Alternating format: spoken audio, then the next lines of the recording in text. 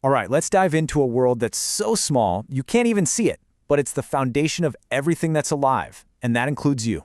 We're talking about cells, and today we're going to unravel a really fascinating puzzle that's right at the heart of biology. Really think about that for a second. Your body has trillions of cells. A nerve cell is all stringy and electric, but a fat cell is basically a round little blob for storage. If they all come from the exact same genetic blueprint, how on earth is this incredible variety even possible? Well, that's the mystery we're cracking today. Just look at this. It's like a gallery of tiny specialists. You've got these long, spindly muscle cells, these round, super efficient fat cells, and these incredibly complex, branching nerve cells. Each unique shape is a direct clue to what it does. This isn't just random chaos. It's like a highly organized, microscopic city. So let's go explore its architecture. Okay, so to really get a handle on this diversity, we need to go back, way back, to the very beginning, to the discovery of the cell itself. It's a story that completely changed how we see the living world. It all started way back in 1665. A guy named Robert Hooke was looking at cork through a microscope and saw what he called little rooms. From there, our understanding just exploded. Step by step, Leeuwenhoek found entire worlds swimming in pond water. Then, scientists realized that all life is made of cells. And finally, Virchow made this huge observation. Every single cell has to come from another cell that already existed. Each discovery was like another piece of the puzzle. And you know that name Hooke came up with? Cell? Well, it's stuck. It comes from the Latin word for a little room. And when you think about it, that's the perfect description. It's this tiny self-contained unit that's both the brick and the engine of all life. So we've got our little room. The next big question is, how does this one simple blueprint lead to all the incredible complexity we see in the world around us? And boom, here it is. This is the key that unlocks our entire puzzle. This one sentence is basically a central rule of biology. A cell's shape and its size are directly connected to the job it has to do. In other words, form follows function. Simple as that.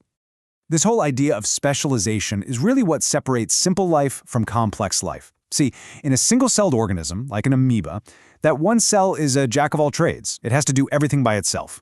But in complex organisms, like you and me, cells form teams. This creates a division of labor where each type of cell can become a highly trained, super efficient specialist.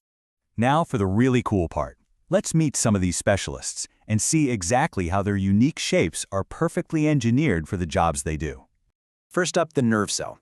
It doesn't look like this by accident. Those long, branching fibers are basically biological wiring, and they are perfectly designed to shoot signals from your brain all the way to your toes in a fraction of a second. It's the ultimate communication specialist. Next, we have the smooth muscle cell.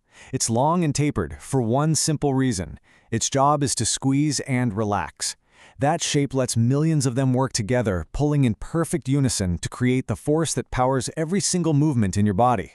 Or how about the fat cell? Its job is simple: store energy. And what's the most efficient shape for storing a lot of stuff? A sphere, right? So that's exactly what it is. It's just a tiny biological warehouse designed to maximize its volume and hold as much fuel as it possibly can.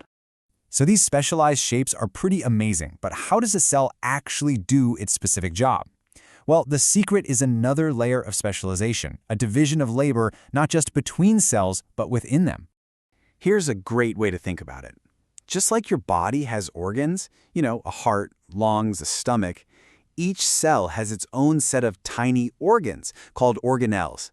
These are the specialized tools and machinery the cell uses to get its work done. So, inside this little toolkit, you'll find some key players. Mitochondria are the powerhouses. They generate all the energy. Lysosomes act as the recycling and waste disposal crew. And in plant cells, you get the cell wall, which is like an outer fortress for support, and these huge vacuoles that are basically giant storage tanks. Okay, and this is where it all clicks together. A cell's function determines which organelles it's packed with. So let's go back to our muscle cell. Its job is movement, which demands a ton of energy. So what do you think it's full of? Yep, it is absolutely crammed with mitochondria, the cell's powerhouses. See? It's all connected. After seeing all this incredible specialization, let's just zoom out for one final, profound fact that really brings everything together. And this one's a bit of a mind bender.